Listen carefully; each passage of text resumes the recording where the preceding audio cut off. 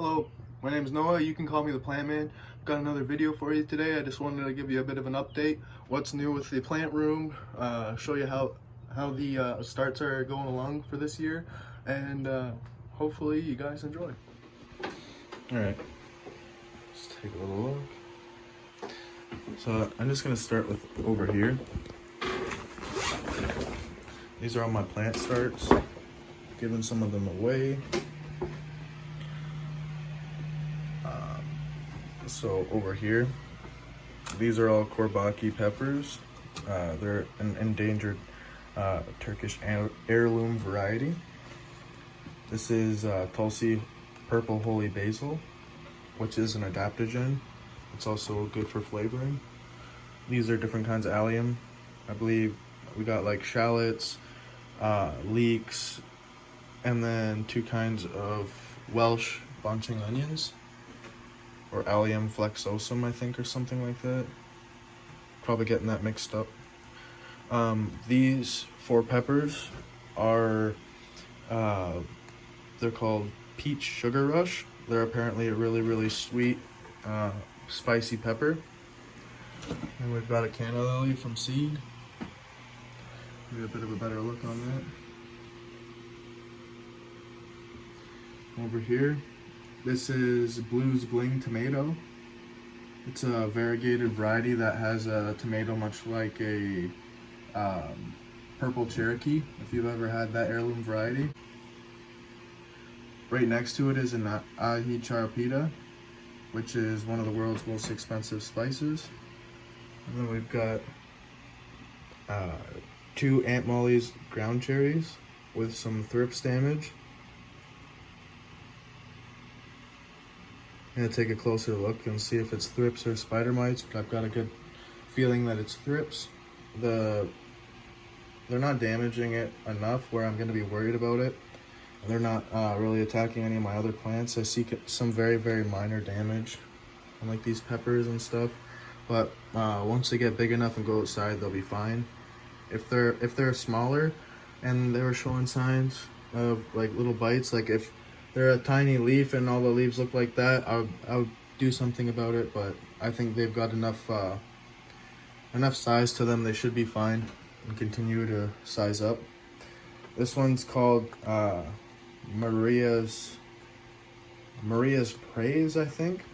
That's a variegated tomato. The foliage grows variegated, and then as it hardens off, it goes completely green, and it's like a plum type tomato that has a bunch of different colors, and apparently it's a really nice balance of sweet and tart, or yeah, sweet and sour.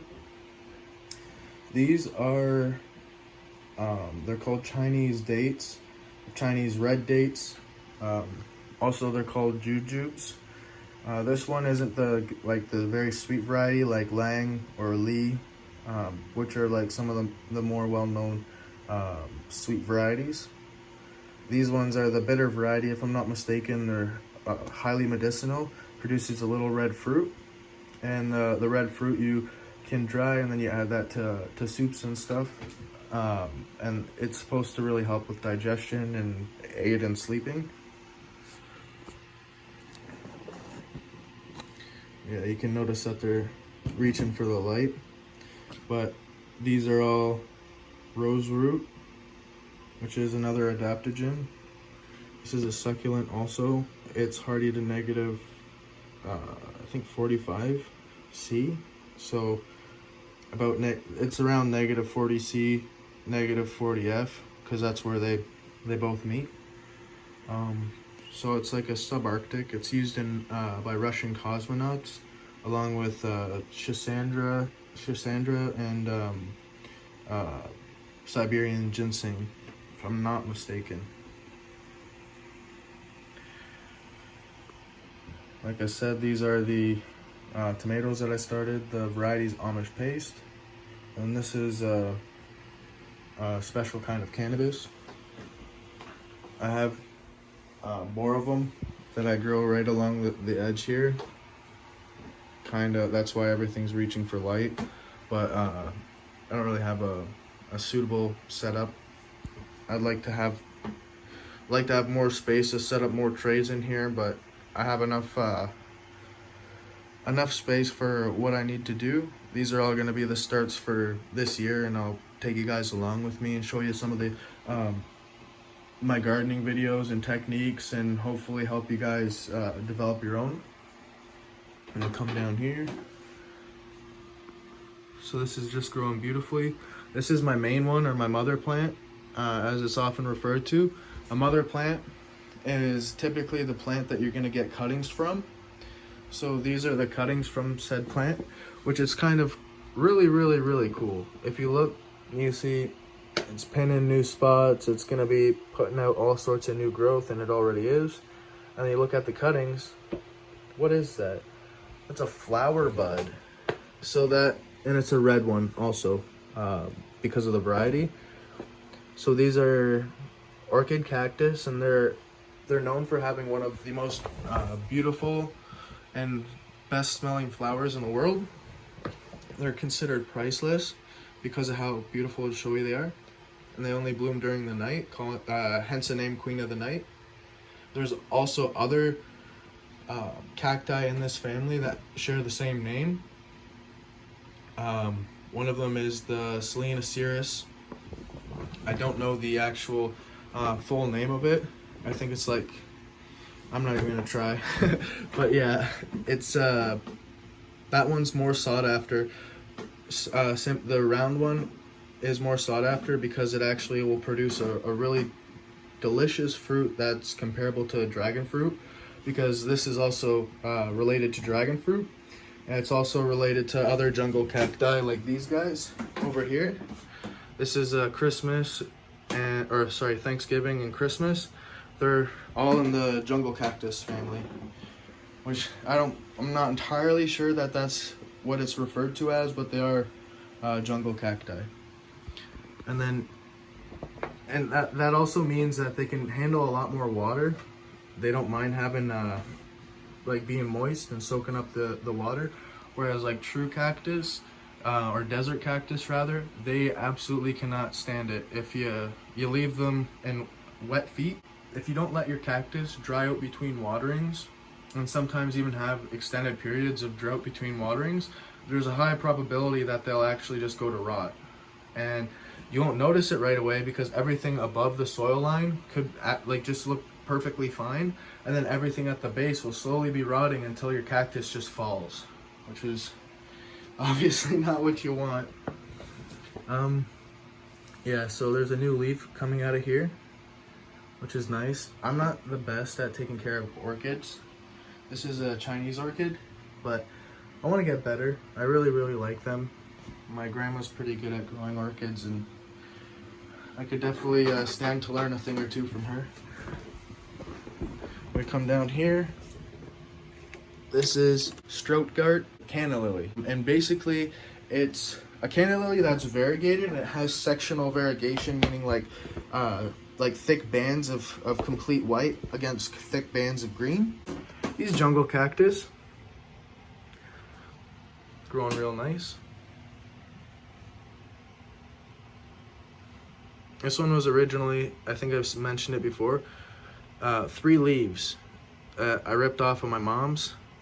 Like, not ripped off, I asked her, I said, hey, do you mind if I cut a couple pieces and take them home? And then this is about a year later. It looks this full. And obviously I've taken a couple pieces off and stuck them back into the dirt so that they'll root and then make it look more full. And then when I up pot it, hopefully it should grow like a really busy bush. Although I've seen ones where, you've only have maybe 2 or 3 in a full pot, and they've grown so big that the bottom section starts to get woody. I think you can almost see that happening right here with the color differentiation. It's kind of interesting. I'm having a heck of a time finding the name for this one. I found it, and then I forgot to save it, and I forgot it. And now I have no clue what this is, how to find the name again, what I even searched. So if anybody knows the name of this little gem, please let me know. Variegated jade plants growing nicely. And you see the Opuntia. It's putting out a whole new pad. What's really interesting about it is you can't even tell that it's variegated from the new growth. It looks just a solid lime green. So that'll be interesting as it hardens off to see what kind of pattern it adopts. Sometimes you get the more of a solid, you know, looking green on white, and then other times you get the full, you know, solid white. So yeah, that'll be nice. What in the heck? So, spider mites, they've decimated this, which are my Apios americana, or American groundnut. It's a tuber that also produces an edible bean. They got my angel trumpet, a bunch of the leaves falling off, but I'm spraying them every day, trying to stay on top of these little guys.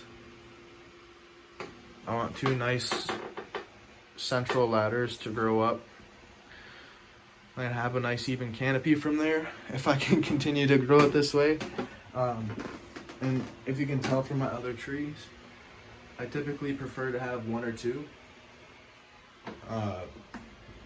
This one I've just trained to have 1. There was a lot of spider mite damage on the bottom, so I'm just trying to more or less stress the heck out of it into producing more buds, so that it'll branch out at the top. Anything at the bottom I'm gonna pinch to direct the hormones up.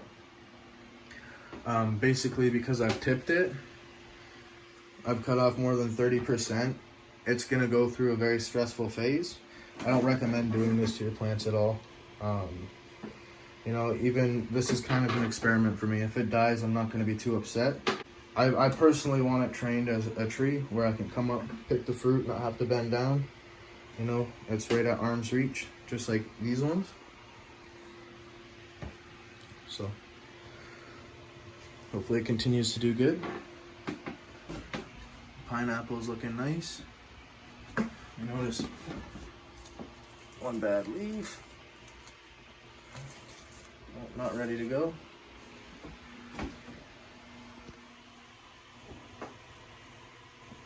Annona reticulata, the red custard apple.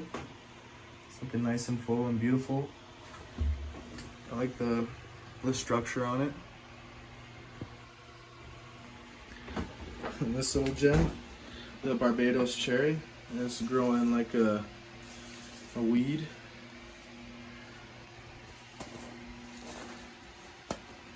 I believe now, ooh, look at it.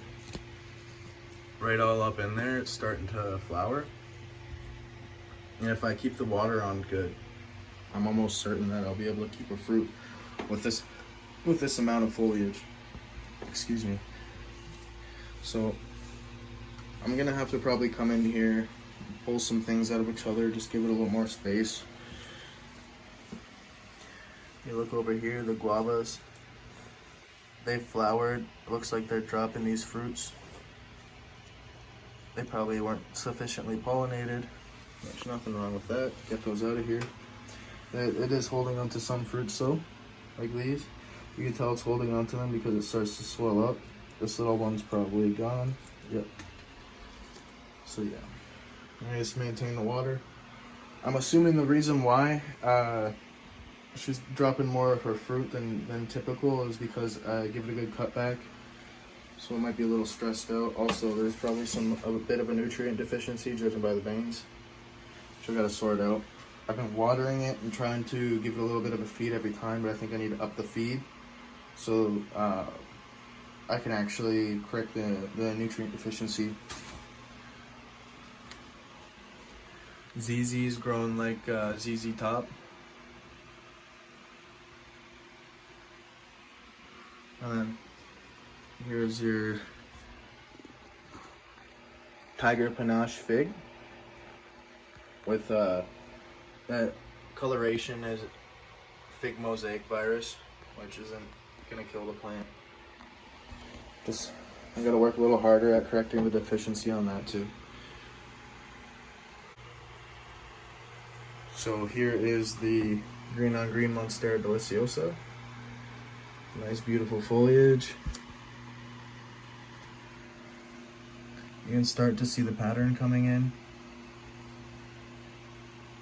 This one doesn't look like it's gonna be super strong, but it's still gonna carry the pattern nicely. Some of them you can see they don't have the craziest variegation on them, but they're still, each has that nice level of variegation, which is very beautiful to me. That's nice. Ooh. And here's a little tie.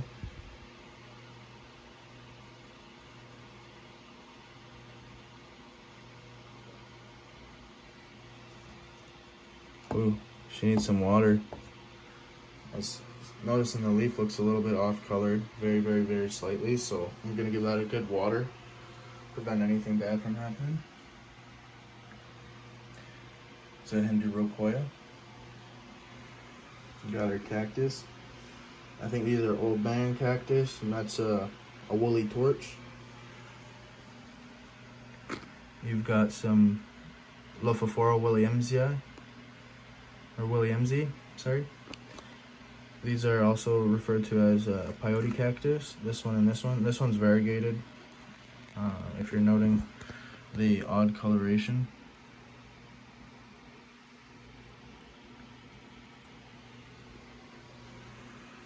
Thank you all for viewing this video. If you liked it, please hit that like button. Got any questions, throw them down in the comment section. And if you want to see more, don't be afraid to subscribe. I appreciate you watching my video, and I hope this taught you something, was a little bit informative, or was just a bit entertaining for you. All in all, take care. Bye for now.